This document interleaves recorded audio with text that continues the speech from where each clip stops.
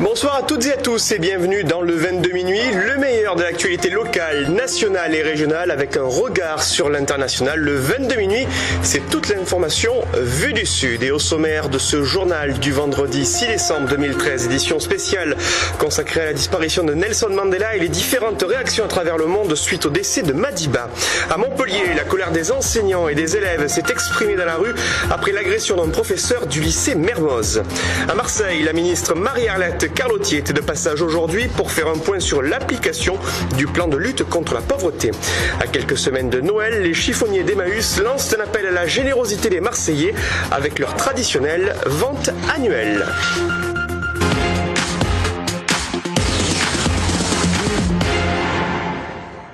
Et on ouvre ce 22 minutes avec l'image du jour à Paris et ce portrait géant de Nelson Mandela déployé sur la façade du Quai d'Orsay. Une figure également présente à Montpellier avec l'unique statue du chef d'État sud-africain, place des grands hommes. Une journée d'hommage au premier président de la République d'Afrique du Sud qui s'est éteint hier soir à Johannesburg à l'âge de 95 ans. La figure historique de la lutte politique contre la ségrégation raciale en Afrique du Sud.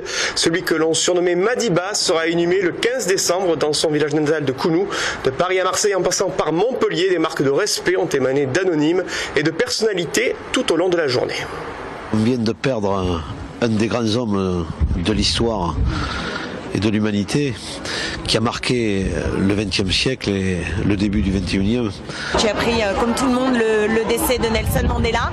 Et il y a ce rassemblement comme dans beaucoup de villes de France et c'était pour moi évident d'être ici pour saluer un résistant, un homme qui a combattu l'apartheid, le racisme. C'était important d'être un moment avec les Marseillais qui veulent lui rendre hommage parce que c'était une personnalité immense de la liberté, certainement quelqu'un qui a eu un courage hors du commun.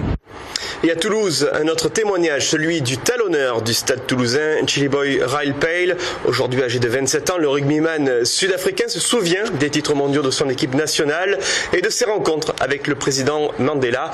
Un témoignage recueilli par nos confrères de TLT.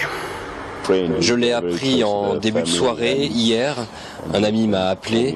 Cela m'a fait beaucoup de peine. Mon cœur s'est brisé. J'ai éclaté en sanglots lorsque je l'ai appris. C'est un jour de tristesse, mais je dois dire que je suis heureux de célébrer cette journée et j'espère qu'il repose désormais avec les rois et les reines du monde là-haut.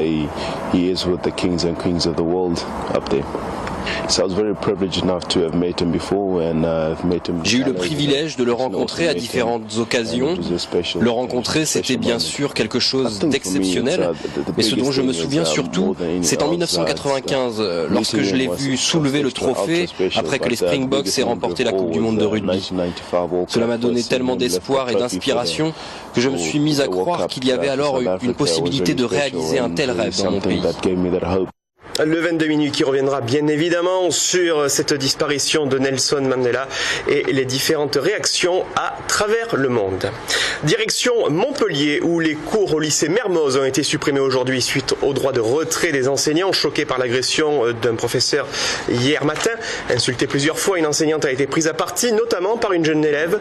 Bousculade, griffure, des violences intolérables pour les enseignants qui ont défilé ce matin avant d'être reçus au rectorat. 150 manifestants, professeurs et lycéens qui ont réclamé la sécurisation de l'établissement. C'est l'agression de trop, voilà. Nous sommes à longueur de journée, ennuyés par des bruits de couloir, des insultes.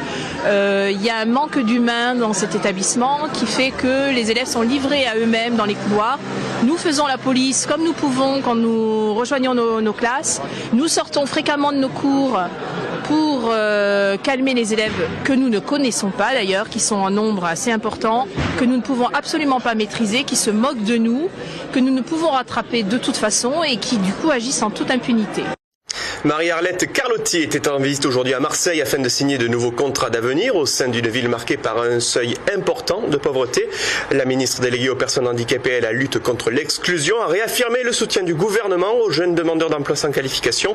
Les précisions de Romain Péric. Visite ministérielle aujourd'hui dans le cadre du suivi du plan de pauvreté. D'abord la garantie jeune, 1460 emplois d'avenir signés sur Marseille.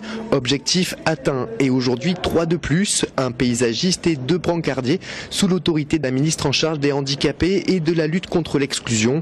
Une signature possible grâce aux missions locales qui ravissent ces 3 jeunes. C'est la ministre qui vient nous voir directement, qui signe un contrat avec nous. On voit que les choses ne sont pas faites à moitié. Il y a une représentation, il y a des photos qui ont été faites. Donc franchement, je suis très satisfait moi de tout ça. Je suis très satisfait. C'est génial, vu que ça nous permet en fait de travailler, d'avoir un emploi déjà sûr pendant 12 mois. Renouvelable. La ministre Marie-Arlette Carlotti, marraine de cet événement, a continué sa tournée pour effectuer un constat des actions de la cité phocéenne qui compte 26% de sa population en dessous du seuil de pauvreté contre 14% au niveau national. Je souhaite que les collectivités territoriales qui s'y sont mis beaucoup plus tardivement que les associations et que les entreprises rattrapent le retard. Mais je pense que la volonté maintenant est liée. Et puis on va mettre en place une autre mesure qui est la garantie jeune. Alors ça s'adressera à des jeunes extrêmement en galère, qui n'ont aucune formation, aucune qualification.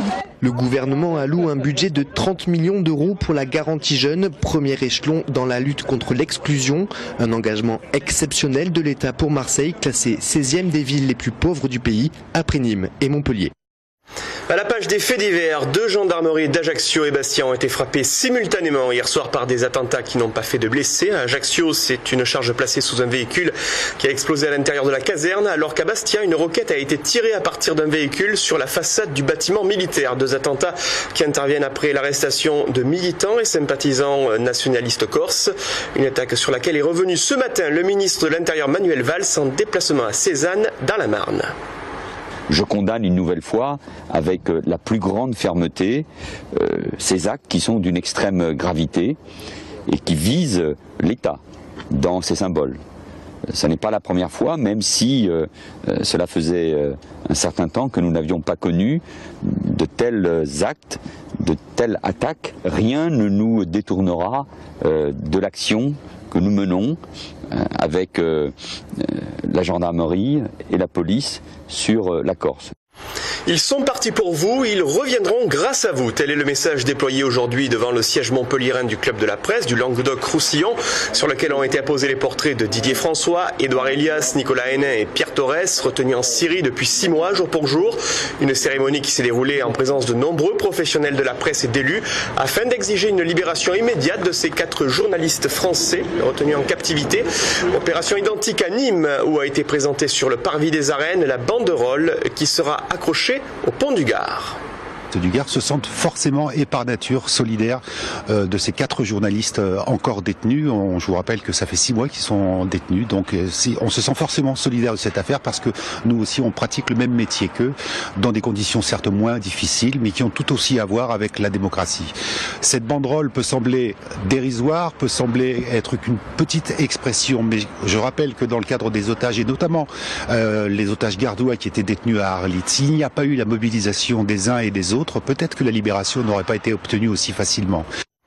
Au chapitre international, suite au feu vert de l'ONU pour une intervention en Centrafrique, des troupes françaises se sont déployées dans la capitale Bangui afin d'essayer de rétablir la sécurité dans ce pays en proie au chaos. Selon l'état-major des armées, près d'1 millier de soldats français ont été déployés ce soir. Les forces de combat sont arrivées dans la journée en renfort des 650 militaires français déjà présents. Selon la Croix-Rouge centrafricaine, 281 corps ont pour l'instant été recensés après 2 jours de violence à Bangui. Je vous propose d'écouter José Manuel Barroso sur l'aide apportée par la Commission européenne. Je crois que la France prend là une grande responsabilité que nous devons tous, en tant qu'Européens, soutenir. C'est pourquoi j'ai le plaisir de vous annoncer que hier même, nous avons débloqué 50 millions d'euros supplémentaires pour la facilité africaine pour l'Afrique, c'est-à-dire pour précisément appuyer cette mission africaine. Le 22 minuit continue avec les autres temps forts de l'actualité nationale de ce vendredi, résumé préparé par Franck Chassagnon. Le déficit budgétaire de l'État en amélioration. Au 31 octobre, la France affiche un déficit de 86 milliards d'euros, soit 9 milliards d'euros de moins par rapport à fin octobre 2012. Cette légère amélioration du déficit s'explique, selon le ministère de l'économie, par une progression des recettes fiscales. La France a obtenu de Bruxelles un délai de 2 ans, soit jusqu'en 2015, pour amener son déficit public sous la barre des 3% du produit intérieur brut. La direction de PSA a décidé de reporter l'échéance de son plan de départ volontaire au printemps. Une décision prise à l'issue d'un comité central d'entreprise pour laisser un peu de temps à de nombreux salariés des usines d'Aulnay et de Rennes qui n'ont toujours pas trouvé de solution de reclassement. Nicolas Sarkozy de retour en politique, l'idée suit son cours. L'ex-président de la République aurait évoqué avec ses proches l'idée de créer un nouveau parti. C'est ce que révèle le Nouvel Observateur. Nicolas Sarkozy pourrait ainsi éviter le jeu de la primaire UMP qui figure désormais dans les statuts du parti. Si les proches de Nicolas Sarkozy n'ont pas confirmé l'information, l'hebdomadaire assure qu'Alain Juppé a indiqué avoir entendu parler de ça. On revient à Marseille où la communauté Emmaüs organise sa traditionnelle vente d'hiver à quelques semaines de Noël, l'occasion pour les collectionneurs de dénicher la pièce rare ou une idée de cadeau original tout en apportant une aide précieuse aux compagnons. Sidonie Canetto est allée à la rencontre. Ce samedi, la grande vente annuelle d'hiver d'Emmaüs ouvre ses portes à Saint-Marcel. Depuis 2 jours, les compagnons et les bénévoles mettent les bouchées doubles pour proposer aux visiteurs des stands diversifiés et attractifs. On concocte des lots à base de décorations de Noël cumulées sur plusieurs générations et mises au rebut sans doute à un moment donné, mais qui repartent dans le circuit. Car selon Lavoisier, vous le savez, rien ne se perd, rien ne se crée, tout se transforme. Acheter à Emmaüs, c'est une alternative à la frénésie consumériste des grandes surfaces à l'approche de Noël. Chineurs, collectionneurs ou petits budgets, chaque achat est aussi l'occasion de faire un geste solidaire. Acheter à Emmaüs, ça permet à 40 compagnons de vivre dignement dans leur travail sans qu'ils n'aient aucune autre source que leur seul revenu ici. Pour la communauté de la même manière, ça permet à la communauté de fonctionner sans subvention de fonctionnement, du seul produit de l'ensemble de la vente des dons de nos donateurs. Ce petit chien ou ce panda seront-ils sous le sapin le 24 décembre? Bijoux, jouets, santons, déco de Noël, vêtements ou encore livres. Il y a 1001 idées cadeaux à petit prix. Emmaüs, c'est un peu la caverne d'Ali Baba. Restez avec nous dans le 22 minuit. Dans un instant, nous reviendrons sur le premier match de la 17e journée de Ligue 1 avec la rencontre ce soir au Vélodrome entre l'OM et Nantes.